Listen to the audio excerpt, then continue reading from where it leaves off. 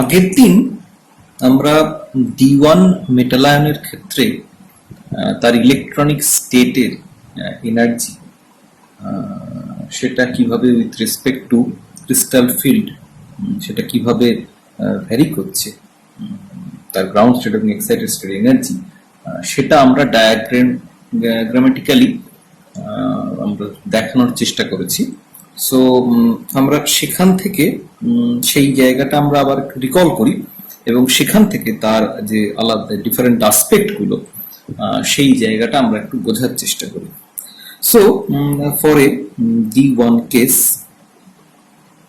আমরা দেখেছিলাম যে তার according to Russell Saunders coupling scheme the ground state is 2D এবং সেখানে আমরা বলেছিলাম যে in presence of crystal field সেই 2D স্টেটটা তার গ্রাউন্ড স্টেট হচ্ছে 2T2G এবং এক্সাইটেড স্টেট হচ্ছে 2EG।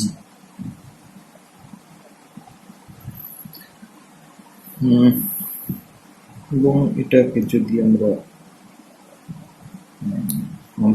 ফ্রি আয়নের এনার্জির সঙ্গে সমান ধরি তাহলে 2T2G state that is stabilized by an amount -4 dT এবং 2EG state that is destabilized by an amount +6 dT। So এইটা আমরা আগের দিন দেখেছিলাম।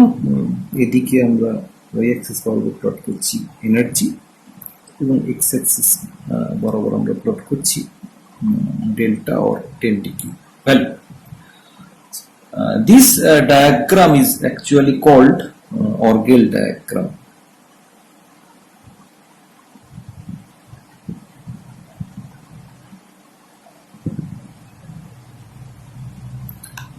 Orgel diagram, it is a qualitative diagram.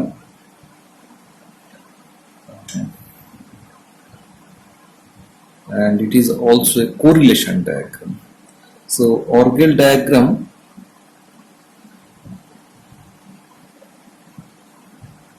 is a correlation diagram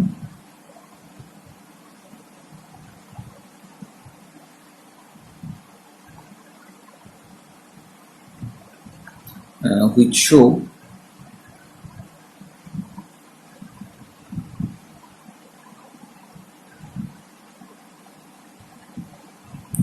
the relative energies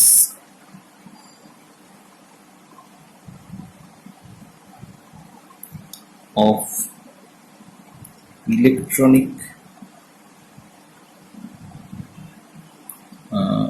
states terms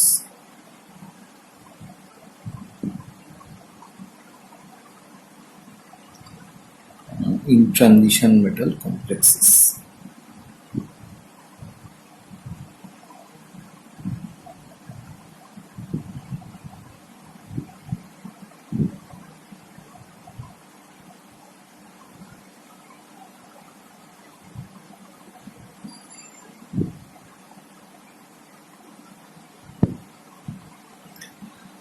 So it is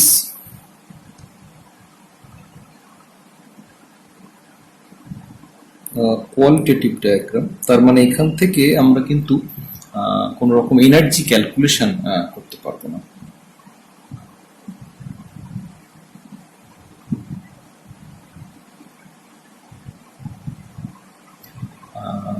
And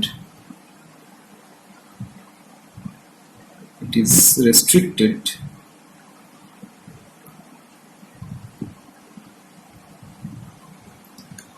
to only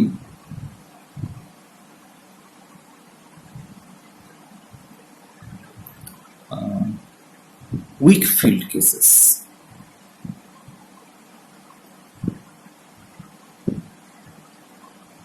That means high spin.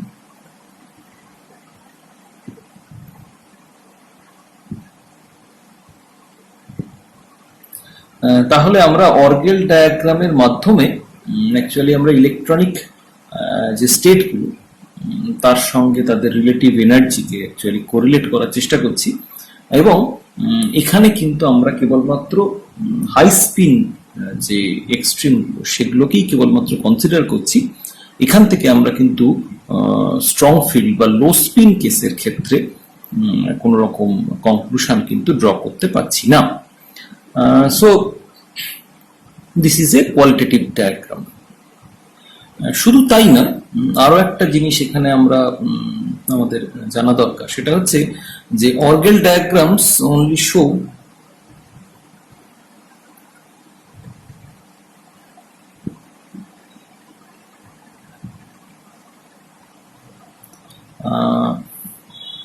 the symmetry state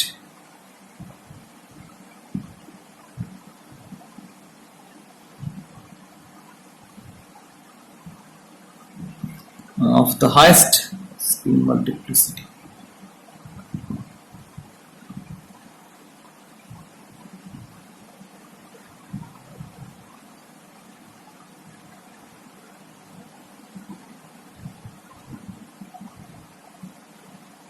Instead of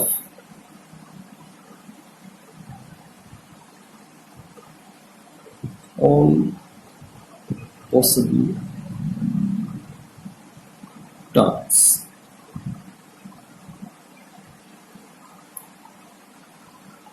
এটার actually মানে হচ্ছে আমরা যখন এই D1 কেসটা আলোচনা করেছি তখন কেবলমাত্র একটি স্টেট আমাদের পক্ষে অ্যাপিয়ার করা সম্ভব, দ্যাট ইজ 2D, যেহেতু এখানে ইন্টার ইলেকট্রন রিপালশন অ্যাবসেন্ট, যেহেতু একটি মাত্র ইলেকট্রন রয়েছে।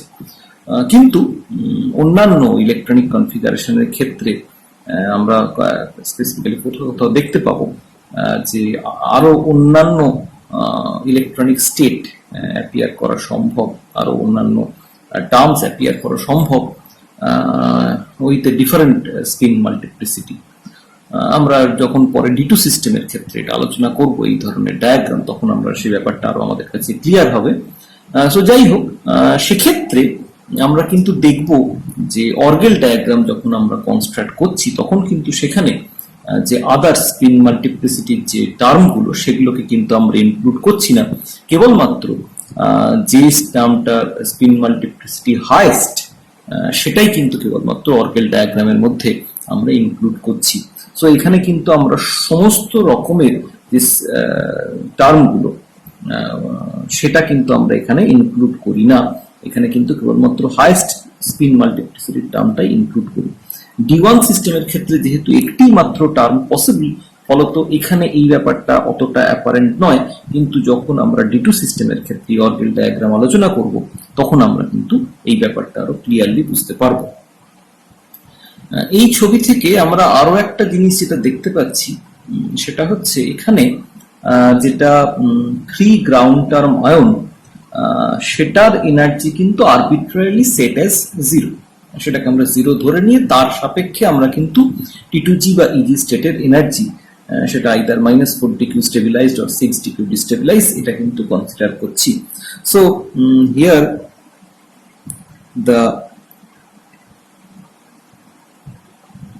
energy of the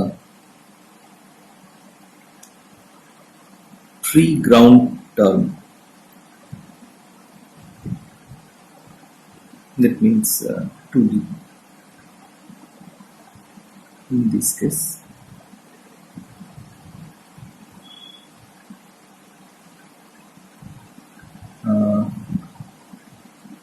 has been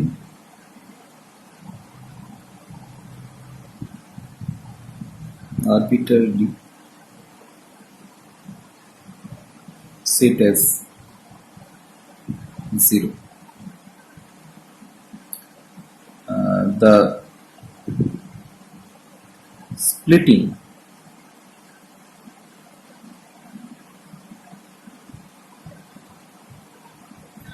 splitting means the energy difference between the T2G and the EG state increases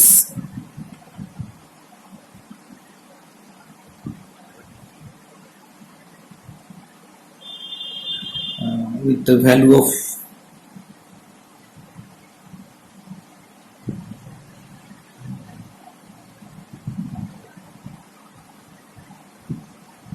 dq or delta, and so does the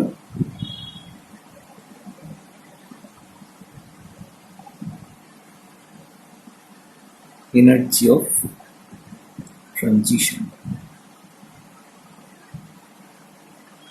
So that means 10 dq or dq value যত বাড়বে or delta value যত বাড়বে তত energy separation between the T2G and the AG state, that means the ground state and excited state, increases. এবং যেহেতু আমরা বলেছি যে এই D1 কমপ্লেক্সের ক্ষেত্রে electronic transition occur from T2G state to EG state, ফলত আমরা দেখতে পাবো যে 10 dq or delta value increase করার সঙ্গে সঙ্গে এনার্জি অফ ট্রানজিশন সেটাও কিন্তু ইনক্রিজ করবে। আমরা যদি এখানে একটা উদাহরণ দেখি তাহলে আমাদের কাছে ব্যাপারটা ক্লিয়ার হবে আরো। Thus for titanium hexacore 3 plus, which incorporates a titanium 3 plus ion, which is a D1 situation. For titanium hexacore 3 plus, the 2T2G to 2EG transition occurs at 20.1 kk, whereas for titanium hexacyano 3 minus, here T2G to 2EG transition occurs at 22.3 kk. kk means actually kk represents kk is a energy unit of energy. This is kilo Kaiser, and 1 kk is equal to 1000 centimeter inverse. তাহলে আমরা এখান থেকে এই data থেকে আমাদের কাছে এটা স্পষ্ট যে টাইটেনিয়াম হেক্সাসায়ানো 3 মাইনাসের ক্ষেত্রে ট্রানজিশনের জন্য যে এনার্জি সেটা কিন্তু হায়ার, এবং that is due to the fact যে cyanide is stronger field ligand compared to OH minus, sorry, water. Cyanide is stronger field ligand than water. So this is due to the influence of the stronger field.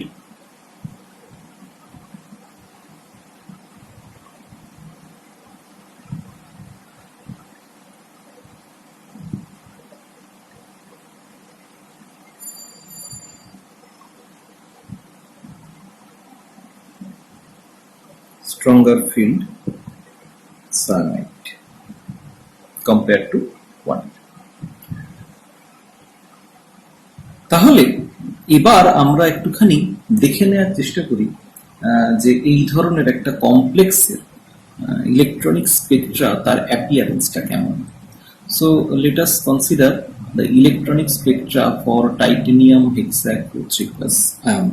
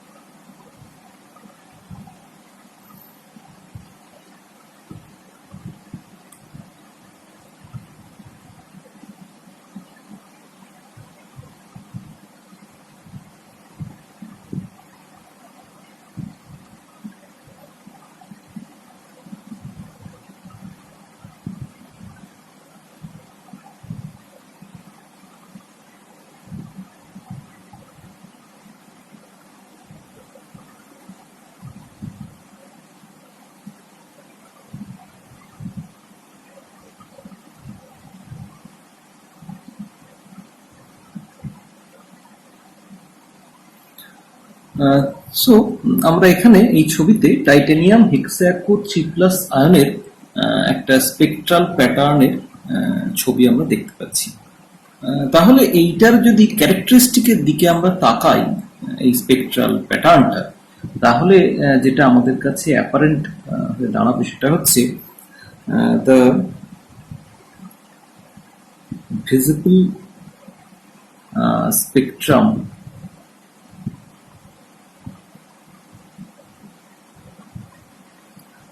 has a single unsymmetrical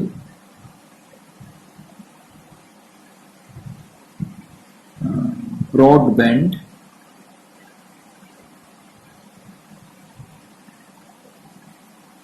with a shoulder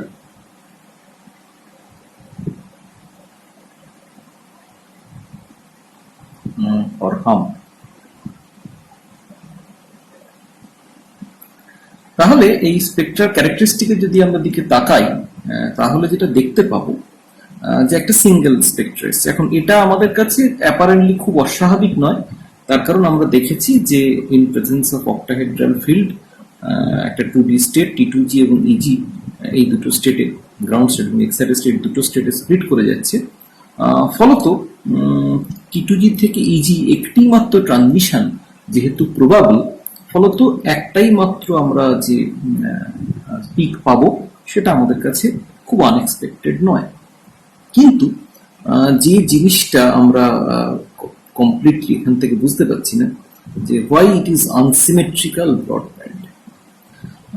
unsymmetrical তার কারণ দেখতে পাওয়া যাচ্ছে এটা symmetrical নয়, তার মানে আমরা যদি তাকাই তাহলে দুটো দিক ঠিক সিমেট্রিক্যাল নয়, এক নম্বর। এবং এখানে একটা হাম্প আছে, so why this hump appears.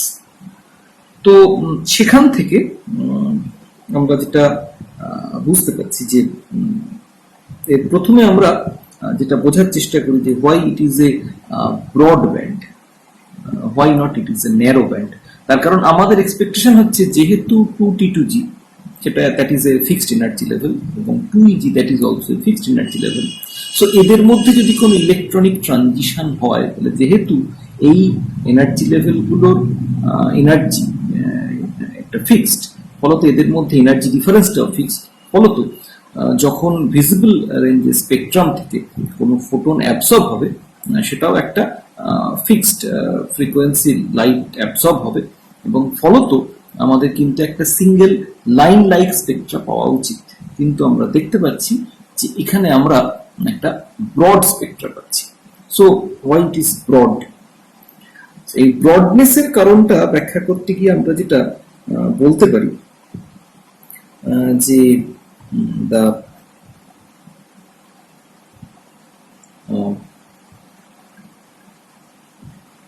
rate of the absorption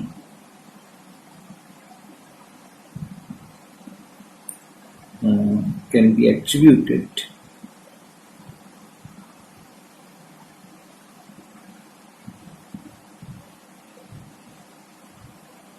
mainly to the fact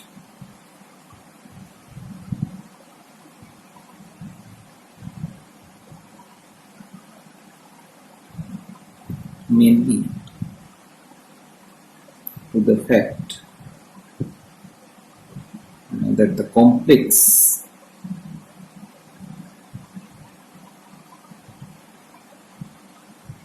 is not rigid,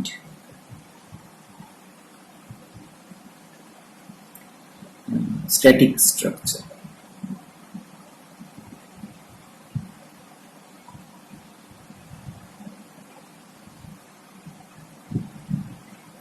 Rather,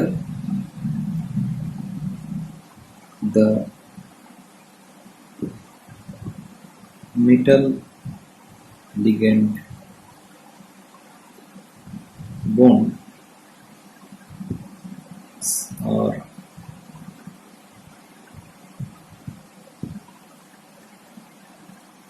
constantly vibrating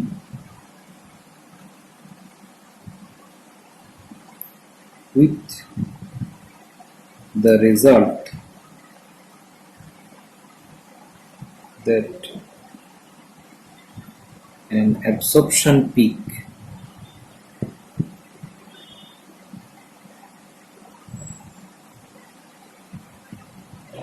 is integrated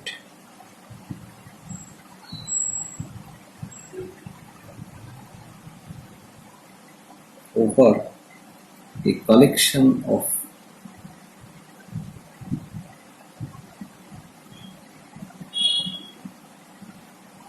molecules with slightly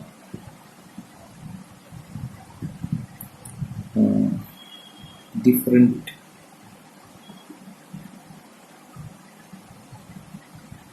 molecular structure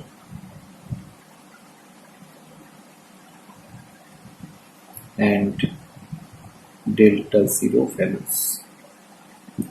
so এটার মাধ্যমে আমরা কি বোঝাতে চাইছি? আমরা যেটা বোঝাতে চাইছি সেটা হচ্ছে আমরা জানি যে একটা মেটাল লিগ্যান্ড বন্ড সেটা কন্টিনিউয়াসলি ভাইব্রেট করে। এখন ভাইব্রেশনাল মিনস আইদার সেটা স্লাইটলি ইলংগেটেড হবে অথবা সেটা স্লাইটলি কম্প্রেসড হবে, এবং ফলত যেহেতু মেটাল লিগ্যান্ড বন্ডের মধ্যে বন্ড ডিস্টেন্স চেঞ্জ করছে, ইন্টারাকশন চেঞ্জ করছে, সো ইট ইজ অবভিয়াস যে splitting between the energy levels that also changes. তার কারণ আমরা জানি যে মেটাল T2G এবং EG অরবাইটাল বা বিভিন্ন অরবাইটালের মধ্যে এনার্জি গ্যাপ এবং করসপন্ডিংলি বিভিন্ন এনার্জি স্টেটের মধ্যে যে এনার্জি গ্যাপ সেটা কিন্তু তাহলে কন্টিনিউয়াসলি চেঞ্জ করতে থাকে। ফলত আমরা যখন একটা কোনো স্পেকট্রাল প্যাটার্ন আমরা দেখছি তখন অ্যাকচুয়ালি আমরা লার্জ নাম্বার অফ মলিকুলের জন্য তার সলিউশনে যে অ্যাবজর্পশন সেটাকে আমরা স্টাডি করার চেষ্টা করছি। সো এই ধরনের একটা লার্জ অ্যাসেম্বলি অফ মলিকুলের বা একটা কালেকশন অফ মলিকুলের ক্ষেত্রে যখন আমরা একটা ইলেকট্রনিক স্পেকট্রা নিচ্ছি তখন আমরা অ্যাকচুয়ালি যেটা পাচ্ছি সেটা হচ্ছে যে প্রত্যেকটা মলিকুলের মেটাল লিগ্যান্ড বন্ডের ভাইব্রেশনের ফলে আমরা দেখতে পাচ্ছি যে একটা কালেকশন অফ মলিকুল যাদের মধ্যে হয়তো স্লাইটলি স্ট্রাকচারাল ডিফারেন্স রয়েছে। কারোর ক্ষেত্রে বন্ডটা হয়তো স্লাইটলি ইলংগেটেড, কারোর ক্ষেত্রে বন্ডটা হয়তো স্লাইটলি শর্টেন্ড। এই ধরনের একটা মলিকুলের অ্যাসেম্বলি, তাদের একটা অ্যাভারেজ পিকচার আমরা পাচ্ছি।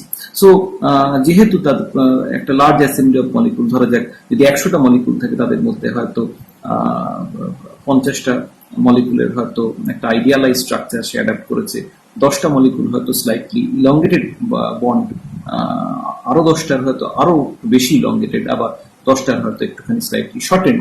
সো এইরকম একটা কালেকশন অফ মলিকুলের ক্ষেত্রে আমরা তাদের স্পেকট্রাল প্যাটার্ন আমরা দেখছি। ফলত এরা প্রত্যেকে অ্যাবজর্ব করে, যেহেতু মেটাল লিগ্যান্ড বন্ডের ডিস্টেন্সটা ডিফারেন্ট, সো তার ফলে এদের ডেল্টা ভ্যালুটাও ডিফারেন্ট, এবং ফলত এরা অ্যাবজর্ব করছে at different energy light, slightly different energy light. ফলত আমরা দেখতে পাবো যে সেক্ষেত্রে কিন্তু আমরা একটা সিঙ্গেল লাইন লাইক স্পেকট্রা পাবো না, তার কারণ একটা লার্জ অ্যাসেম্বলি অফ মলিকুলের ক্ষেত্রে এনার্জি ডিফারেন্সটা আলাদা। তার মানে আমরা যদি জিনিসটাকে পিক্টোরিয়ালি ভাবার চেষ্টা করি তাহলে ব্যাপারটা এরকম যে যে ধরনের মলিকুলগুলোর জিওমেট্রি, মানে যে জিওমেট্রির মলিকুল যাদের পপুলেশন সবচেয়ে বেশি, তারা সবচেয়ে বেশি সংখ্যক জিওমেট্রিতে যারা এক্সিস্ট করছে, ফলত তাদের জন্য আমি ম্যাক্সিমাম অ্যাবজর্পশন পাবো। কিন্তু স্লাইটলি ডিফারেন্ট জিওমেট্রির যে মলিকুলগুলো রয়েছে তাদের জন্য আমরা অ্যাবজর্পশন দেখতে পাবো with slightly higher frequency or slightly lower frequency. তার ফলত এবং পপুলেশনের উপর ডিপেন্ড করে তাদের ইন্টেন্সিটি অফ লাইন সেগুলো কিন্তু ভেরি করবে। ফলত আমরা যখন এই সবকটা মলিকুলের একটা অ্যাভারেজ পিকচার পাবো তখন আমরা একটা লাইন লাইক স্পেকট্রার বদলে আমরা দেখতে পাবো that is a broad band. তো সেই কারণে আমরা এখানে কিন্তু একটা লাইন লাইক স্পেকট্রার বদলে আমরা কিন্তু একটা ব্রড ব্যান্ড দেখতে পাচ্ছি, যদিও কিন্তু আইডিয়ালি আমাদের এটা মনে হয়েছিল যে it should be line like Spectra. এই প্রবলেমটাকে আমরা এভাবেও অ্যাপ্রোচ করতে পারি, if it is the electronic ground state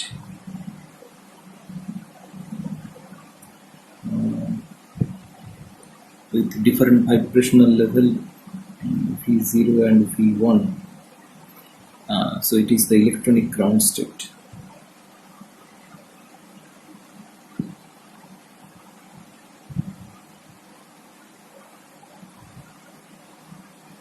And there is electronic excited state.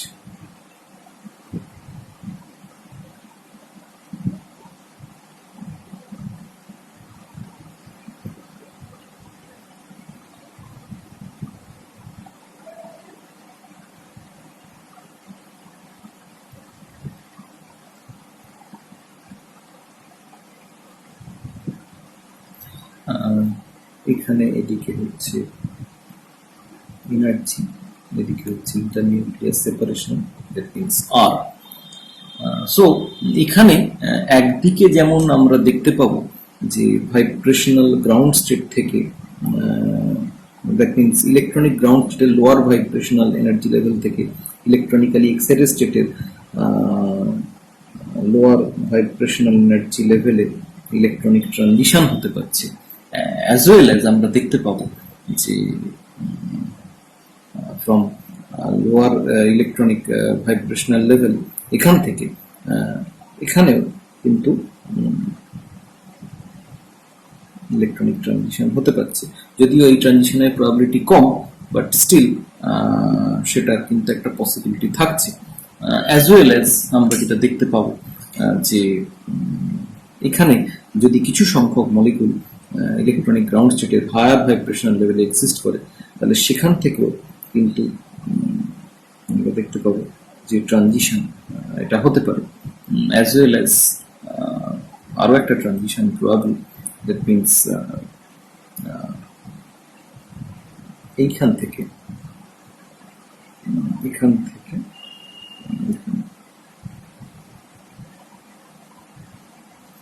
Obviously এই প্রত্যেকটা ট্রানজিশনের probability of transition is not same, কিন্তু প্রবাবিলিটি সেম না হলো যদি এদের মধ্যে একাধিক ট্রানজিশন হয়, তাহলে তার জন্য আমরা স্লাইটলি ডিফারেন্ট এনার্জির একাধিক লাইন পাবো, যাদের অ্যাজ এ হোল আমরা দেখব একটা ব্রড ব্যান্ড হিসেবে। সো তার মানে আমরা বলতে পারি যে every electronic transition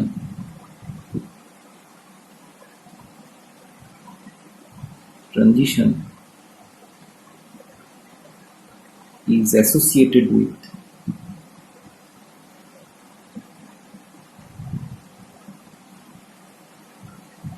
vibrational excitation.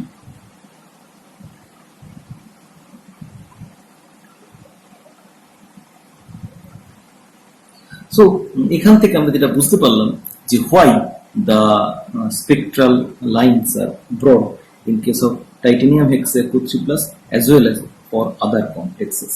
তাহলে যেখানে due to metal ligand bond vibration আমরা দেখতে পাবো যে ডেল্টা ভ্যালু চেঞ্জ করছে, সেখানে কিন্তু আমরা এই ধরনের ব্রড স্পেকট্রা পাবো।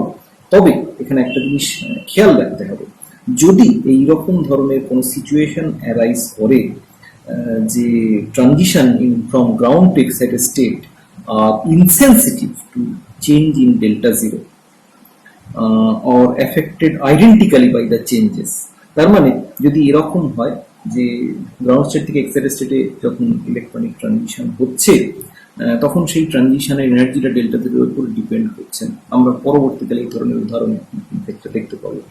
অথবা গ্রাউন্ড স্টেট এবং এক্সাইটেড স্টেট দুটোরই সিমিলার চেঞ্জ হচ্ছে, ফলত আমরা দেখতে পাবো তাদের মধ্যে ডিফারেন্স অফ এনার্জি সেটা সেম থাকছে, সেক্ষেত্রে কিন্তু আমরা দেখতে পাবো যে সেখানে কিন্তু শার্প আমরা স্পেকট্রা পাবো, সেখানে কিন্তু এই ধরনের ব্রড স্পেকট্রা আমরা পাবো না, যেহেতু ট্রানজিশনের এনার্জিটা অলমোস্ট আইডেন্টিক্যাল থাকছে, এই ধরনের ভ্যারি করছে না।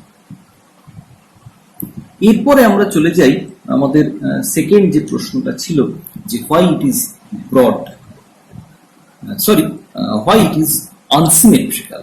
ব্রডনেসটা আমরা ব্যাখ্যা করেছি অলরেডি। এখন আমাদের দ্বিতীয় যে প্রশ্নটা এটা হচ্ছে why it is unsymmetrical. Unsymmetrical Spectra এর ব্যাখ্যা করতে গিয়ে আমরা আবার আমাদের আগের ছবিটার দিকে একটু তাকাই। Why this is unsymmetrical with the shoulder or hump, এটা দেখে অ্যাপারেন্টলি যেটা মনে হয় যে this is a separate peak, তার ফলে আমরা এটাকে অ্যাকচুয়ালি দুটো পিকের ওভারল্যাপ হিসেবে আমরা ভাবতে পারি, এবং সেই দুটো পিক হচ্ছে দেখতে অনেকটা এইরকম।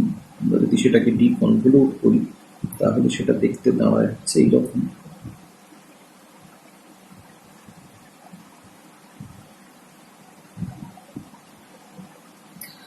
তার মানে যদি আমরা এরম ভাবে ভাবি যে একটা হচ্ছে এই পিকটা, এটা একটা পিক এবং এটা একটা সেকেন্ড পিক, কিন্তু এই পিকটা এখানে কমপ্লিট হওয়ার আগেই সেকেন্ড ট্রানজিশনটা যেহেতু শুরু হয়ে গেছে, সেই জন্য এটা এরকম একটা আনসিমেট্রিক্যাল এবং একটা ব্রড ব্যান্ডের মতো দেখতে লাগছে উইথ হাম।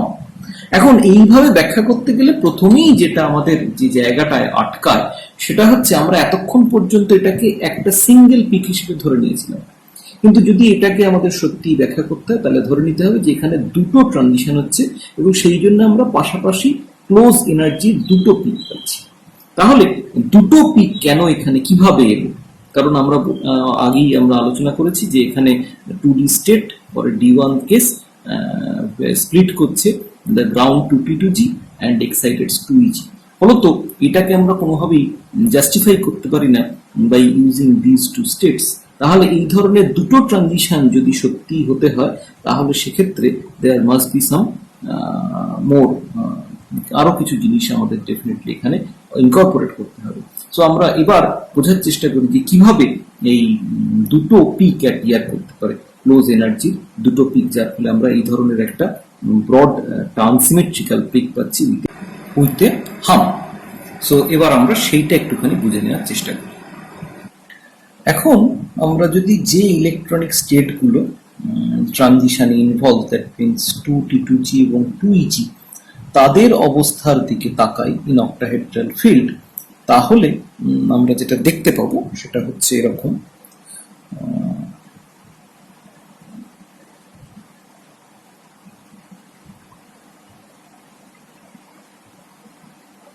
This is the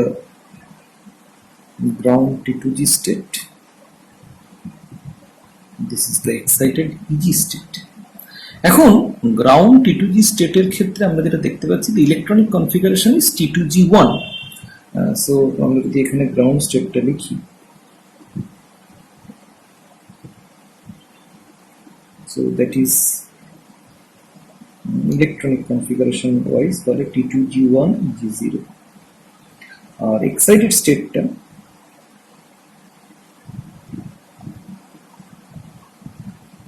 T2G0 G1। এখন এই ইলেকট্রনিক কনফিগারেশন থেকে আমরা যেটা বলতে পারি আমাদের আগেকার যে নলেজ সেখান থেকে, যে গ্রাউন্ড স্টেট যেহেতু সেখানে T2G অরবিটালে একটা ইলেকট্রন আছে, so that is susceptible to gentler distortion, but the distortion is very weak. এবং সেই ডিস্টরশনের ফলে যেটা হবে যে গ্রাউন্ড স্টেট সেটাও কিন্তু আমাদের স্প্লিট করে যাবে। তার মানে আমরা যদি সেই স্প্লিটিংটা একটুখানি বোঝার চেষ্টা করি তাহলে ব্যাপারটা দাঁড়াবে এরকম। এটা হচ্ছে পাঁচটা ডিজেনারেট ডি অরবিটাল, সেটা প্রথমে অক্টাহেড্রাল ফিল্ডে স্প্লিট করছে T2G এবং EG-তে, অর্থাৎ T1 সিচুয়েশন। সেখানে যদি গ্রাউন্ড স্টেটটার জেন্টলার ডিস্টরশন হয় তাহলে আমরা দেখতে পাবো যে জেড আউট সিচুয়েশন যদি হয় তাহলে আমরা দেখতে পাবো যে সেখানে স্প্লিটিংটা হচ্ছে এরকম। সো ইলেকট্রনিক কনফিগারেশনটা হচ্ছে এইরকম। তাহলে আমি যদি এটা ইলেকট্রনিক কনফিগারেশনটাকে সাজাতে চাই তাহলে সেক্ষেত্রে আমরা যদি লিখি dx z dy z dxy, এটা ডিফারেন্ট এনার্জি dz স্কোয়ার এবং dx square minus y square. So এখানে একটা ইলেকট্রন থাকতে পারে, এখানে 0 অথবা 0 0 0। তার মানে যেহেতু এই দুটো ডিজেনারেট, তো তার ফলে এই দুটো পসিবিলিটির এনার্জি হচ্ছে আইডেন্টিক্যাল। তার মানে আমরা যেটা বলতে পারি যে the ground state is a ডাবলি degenerate state. তার মানে আমরা যেটা বলতে পারি যে ground state is ডাবলি degenerate state. তার মানে জেন্টলার ডিস্টরশনের ফলে এটা একটা ডাবলি ডিজেনারেট স্টেট ফর্ম করবে, that means that is A easy. The first excited state, তার ইলেকট্রনিক কনফিগারেশন যদি আমরা লিখি, তাহলে তার ইলেকট্রনিক কনফিগারেশনটা হচ্ছে এইরকম।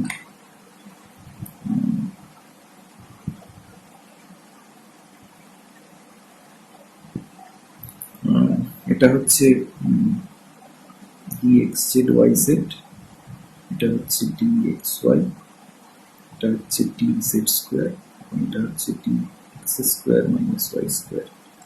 It is a z out situation.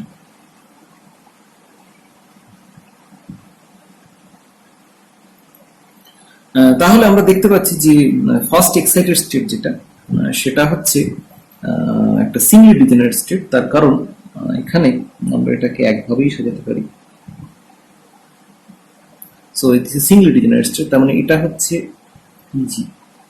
আচ্ছা, এখন এটা আমরা বলেছি there is a 1-to-1 correspondence between the orbital and the state. তাহলে dxy অরবিটাল, তার সিমেট্রি আমরা আগেও বলেছি দ্যাট ইজ b2g। সো তার মানে এই যে স্টেটটা সেটা হবে b2g। তার মানে ফার্স্ট এক্সাইটেড স্টেট যেটা আমাদের দাঁড়াবে that is b2g।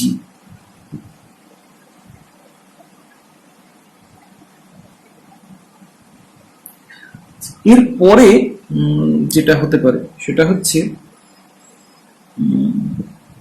Second excited state. তার মানে ইলেকট্রনটাকে মিনিমাম এনার্জি দিয়ে এখানে ট্রান্সফার করা হয়েছিল এখানে, আরেকটু যদি বেশি এনার্জি, তাহলে ইলেকট্রনটা dxz yz থেকে গিয়ে পৌঁছবে dz স্কয়ারে।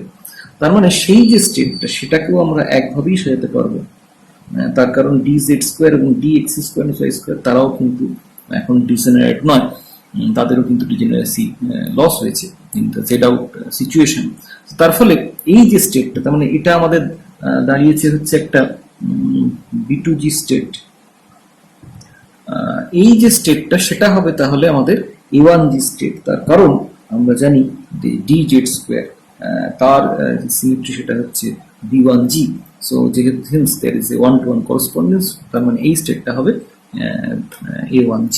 তার মানে আমরা দেখতে পাচ্ছি এক্সাইটেড স্টেট যেটা, যেখানে এই ইজি স্টেটে ইলেকট্রন যাওয়ার ফলে যেটা আমাদের দুটো স্টেট জেনারেট করছে, সেটা হচ্ছে তার মধ্যে যে লোয়ার এনার্জি সেটা হচ্ছে a1g,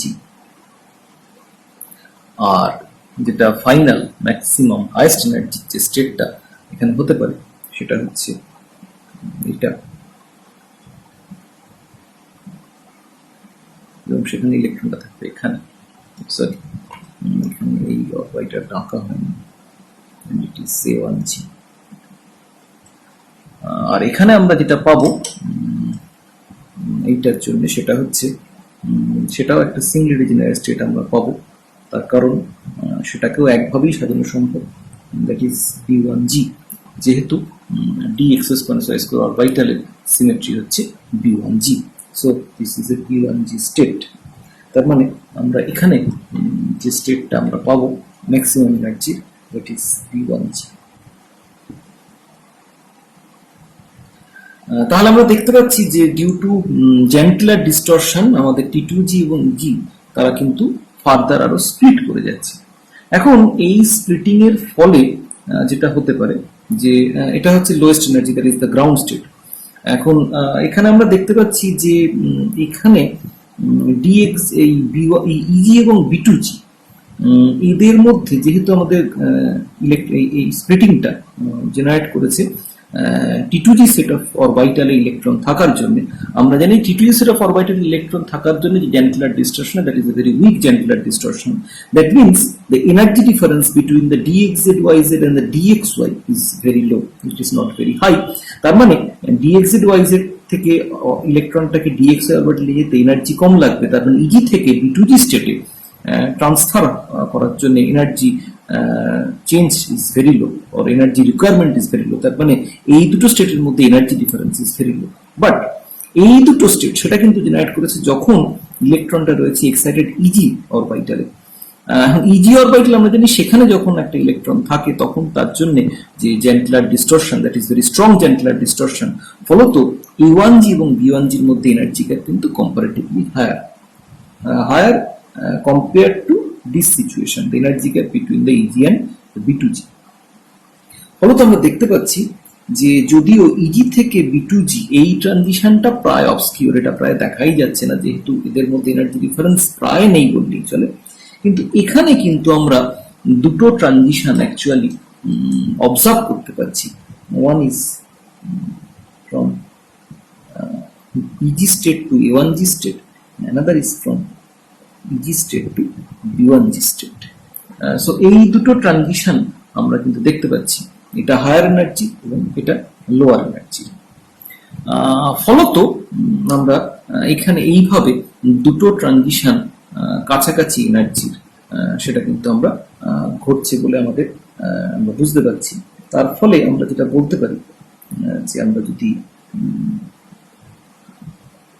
এইভাবে দুটো ট্রানজিশন যদি দেখাই, তো তার মানে অ্যাকচুয়ালি আমাদের দুটো ট্রানজিশন হচ্ছে, একটা এরকম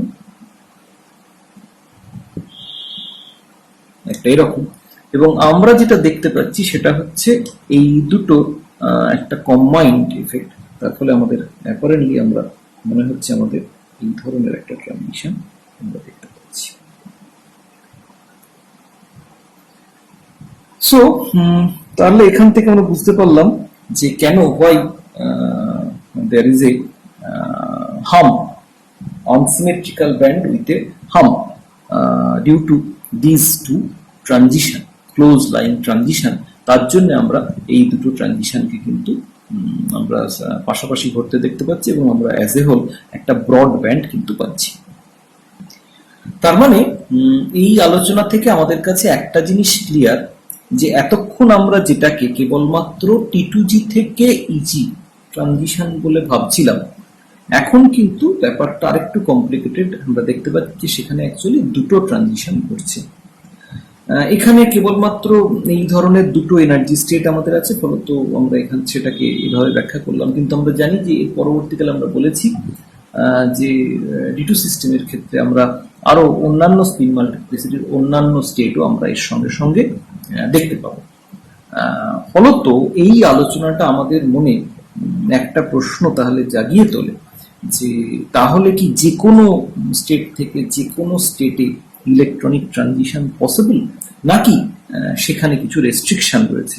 যদি থেকে থাকে তাহলে সেই রেস্ট্রিকশন গুলো কি? তার মানে সোজা কথায় আমরা যেটা জানতে চাইছি যে whether there is any selection rule for this electronic transition। তাহলে এবার আমরা দেখে নিই যে এই ইলেকট্রনিক ট্রানজিশনের জন্য কোনো সিলেকশন রুল রয়েছে কিনা, বা থাকলেও সেই সিলেকশন রুলগুলো কি। So let us discuss about the selection rule for electronic transition.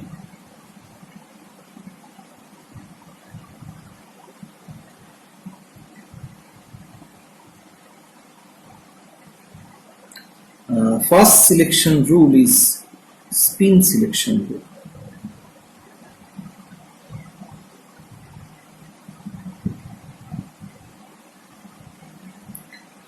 Spin selection rule states that any transition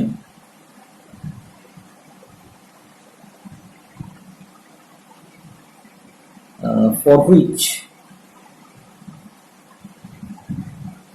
delta S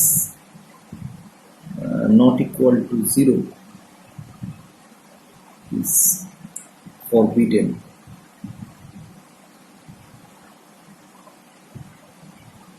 That is, in order to be allowed, a transition must involve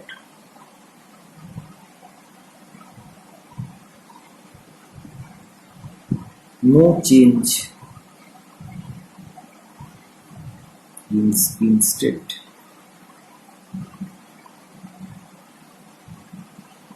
তার মানে initially spin state যা ছিল finally spin state same থাকতে হবে, তবেই সেই electronic transition হবে, না আদারওয়াইজ হবে না। এখন খুব সিম্পলি এটা আমাদের বোঝার খুব সমস্যা হয় না। দিস ইজ বিকজ আমরা এটা বলতে পারি, this is because electromagnetic radiation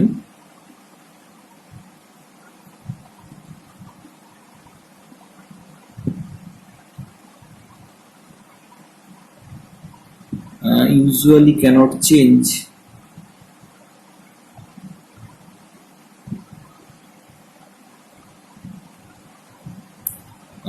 the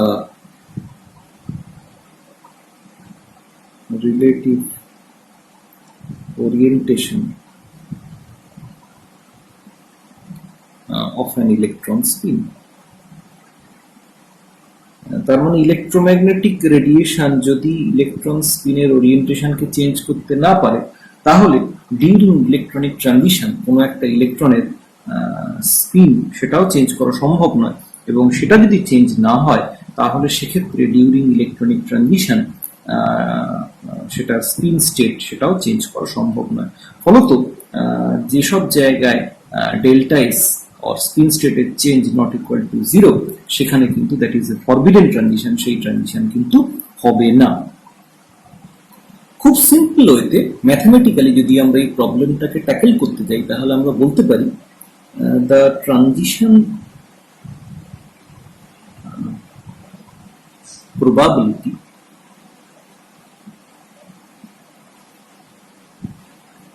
of one molecule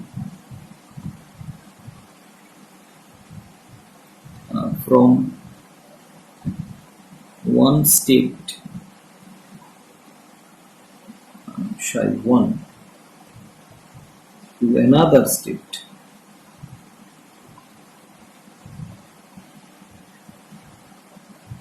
psi 2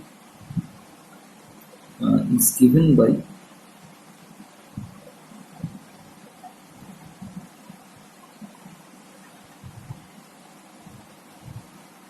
m to 1. The transition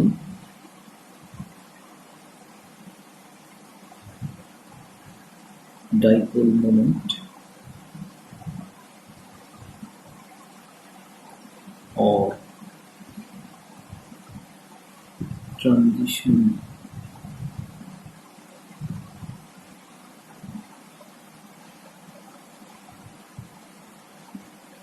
moment from psi 1 to psi 2 by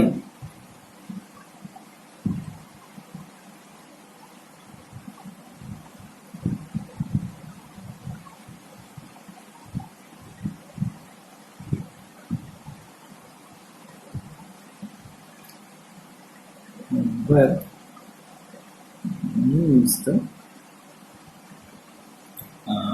electric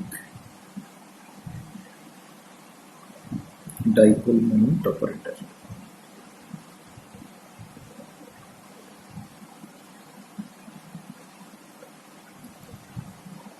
so এই ট্রানজিশন মোমেন্ট ইন্টিগ্রাল এটাকে যদি আমরা যদি বার করতে ভ্যালুটা, সো আমরা দেখতে পাই যে wave functions of different spin multiplicity, wave functions of different spin multiplicity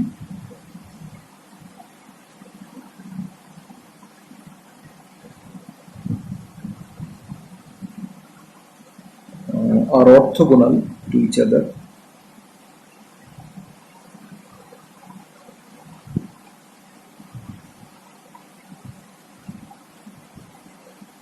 So the integral is 0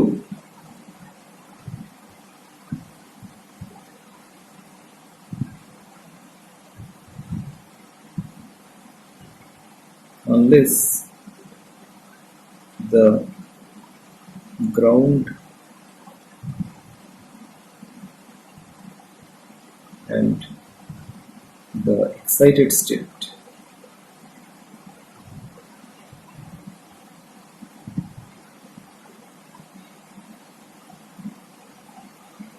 have the same spin.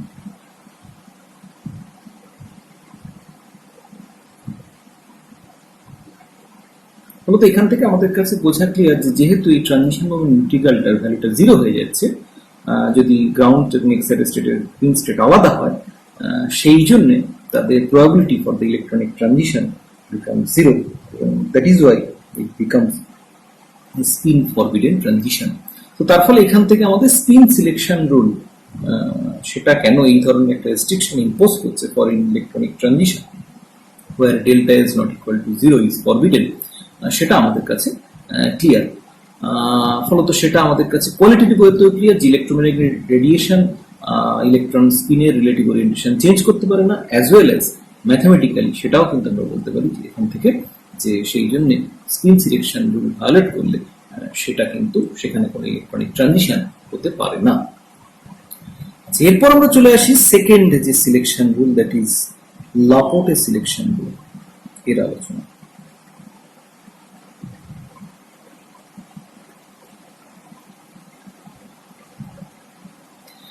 Laporte's selection rule states that for a centrosymmetric molecule,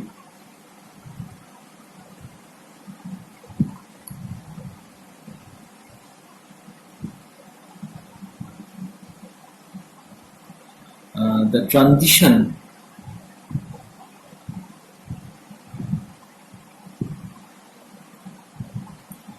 between states of the same symmetry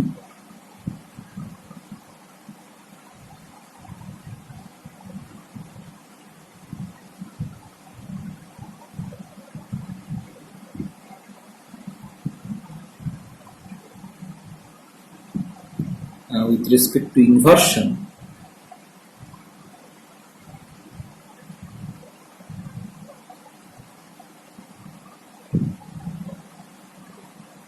are forbidden.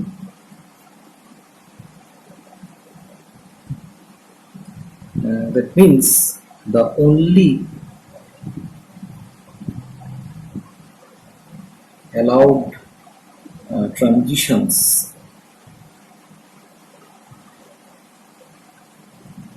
are those with a change of parity.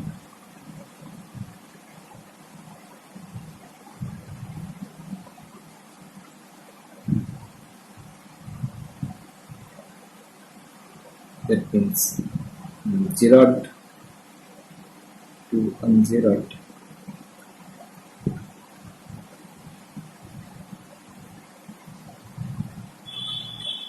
and un-Girard to Girard.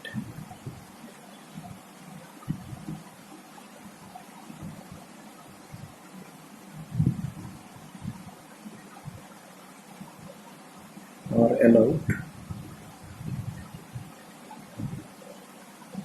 but not G to G or U to U.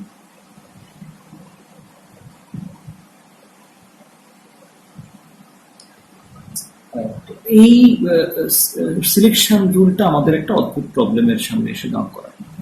প্রথম হচ্ছে আগের ক্ষেত্রে আমরা যেটা spin selection rule, সেটা আমরা খুব সহজেই বুঝতে পেরেছি যে আমাদের ইলেকট্রোম্যাগনেটিক রেডিয়েশন কোনো একটা ইলেকট্রনের স্পিন চেঞ্জ করতে পারে না বা ইনভার্সন করতে পারে না, so the total spin state must remain same for the ground and the excited state. কিন্তু লাপোর্টের সিলেকশন রুল সেই জায়গায় একটু অন্যরকম। সেখানে Girard to Girard or Girard to or un-Girard to un-Girard transitions are forbidden, but Girard to un-Girard or un-Girard to Girard transition are allowed for centrosymmetric molecule. এটা কিন্তু আমাদের খেয়াল রাখতে হবে, this is applicable for centrosymmetric molecule. তাহলে this appears peculiar to us, তার কারণ হঠাৎ এই ধরনের একটা সিলেকশন রুল কেন, সেটা অ্যাপারেন্টলি আমাদের পক্ষে বোঝা সম্ভব নয়। এটা এক নম্বর। দ্বিতীয়, আরো যেটা বড় প্রবলেম আমাদের সামনে এসে দাঁড়ায় সেটা হচ্ছে এতক্ষণ পর্যন্ত আমরা একটা সিস্টেমের, যে সিস্টেমটা আমরা আলোচনা করেছি D1 সিস্টেম, সেই D1 সিস্টেমের ক্ষেত্রে আমরা ডিডি ট্রানজিশনের কথা আলোচনা করেছি এবং আমরা বলেছি যে লোয়ার এনার্জি লেভেল থেকে হায়ার এনার্জি লেভেলে ট্রানজিশনের ফলে আমরা সেই কমপ্লেক্সের কালার দেখতে পাচ্ছি, ভিজিবল এনার্জি। কিন্তু লাপোর্টের সিলেকশন রুলের আলোচনায় আসার পর আমরা যেটা বুঝতে পারছি, সিন্স দ্য ডি অর বাইটা both the d orbital, that means the d2 g এবং d দুটোই they belongs to the Girard symmetry. So তার ফলে dd transition means that is a g to g transition, এবং according to লাপোর্টের selection rule that is a forbidden transition. তাহলে forbidden transition হওয়া সত্ত্বেও সেটা কি করে হচ্ছে, বা যদি না হয় তাহলে আমরা কি করে কালার পেলাম? সো টাইটানিয়াম হেক্সে FO3+ বা টাইটানিয়াম হেক্সে Cyano3- এই কমপ্লেক্স গুলোর যেহেতু কালার আমরা দেখতে পাচ্ছি, দ্যাট মিনস সেখানে ভিজিবল লেন্সে ট্রানজিশন হচ্ছে, যেটাকে আমরা ধরে নিচ্ছি ডিডি ট্রানজিশন। তাহলে সেই ট্রানজিশনটা জি টু জি ট্রানজিশন হওয়া সত্ত্বেও কি করে ঘটছে, এবং এটা কিন্তু সেন্ট্রোসিমেট্রিক মলিকুল, অক্টাহেড্রাল কমপ্লেক্স, সেটা সেন্ট্রোসিমেট্রিক মলিকুল। তাহলে সেক্ষেত্রে এই ধরনের ট্রানজিশন কি করে ঘটছে, এবং যদি ঘটে তাহলে হোয়াট ইজ দ্য মেকানিজম, বা তাহলে লাপোর্টের সিলেকশন রুলের ভ্যালিডিটি বা কোথায়? তাহলে সেইটাও কিন্তু আমাদের কাছে একটা প্রবলেম হয়ে দাঁড়ায় যে জি টু জি ট্রানজিশন এখানে কি করে ঘটছে। এবং শুধু তাই নয়, এটা কিন্তু আমাদের টোটাল আলোচনার উপরই একটা একটা প্রবলেম এনে দাঁড় করায়। তার কারণ আমরা এটা মানে ধরে নিয়েছিলাম যে আমরা আমাদের এই ট্রানজিশন মেটাল কমপ্লেক্সের কালার সেটাকে কিন্তু ডিসকাস করবো on the basis of DD transition. এখন এই পুরো ডিডি ট্রানজিশনটাই যদি ফরবিডেন ট্রানজিশন হয়ে যায় তাহলে সেটা কি করে হওয়া সম্ভব? তো তাহলে আমাদের এই দুটো জায়গা কিন্তু আমাদের বুঝতে হবে। এক নম্বর হচ্ছে যে হোয়াই দ্য লাপোর্টের selection rule imposes such type of criteria, যে g to g or u to u transition is forbidden transition only, g to u or u to g transition are allowed transition for centrosymmetric molecule. এটাও আবার একটু peculiar যে for centrosymmetric molecule only this is applicable, for non centrosymmetric molecule সেখানে কিন্তু এই জিনিসটা applicable নয়। So why this is so, এক নম্বর। এবং অ্যাকর্ডিং টু লাপোর্টের selection rule d d transition forbidden হওয়া সত্ত্বেও বিভিন্ন ট্রানজিশন মেটাল কমপ্লেক্সের ক্ষেত্রে কি করে সেই ডিডি ট্রানজিশন ঘটছে, আমরা কি করেই বা সেই ঘটনাটাকে এক্সপ্লেন করতে পারছি। তো এই জায়গায় আমরা আজকে থামবো। পরের দিন আমরা এই দুটো ফ্যাক্ট দিয়ে আমরা আমাদের আলোচনা শুরু করব, কি করে আমরা সেগুলোকে এক্সপ্লেন করতে পারি সেই জায়গাটা দেখব। তো আজকে আমরা আমাদের আলোচনা এখানেই শেষ করব, আবার পরের দিন আমরা এই আলোচনা এইখান থেকেই আমাদের আলোচনা শুরু করব।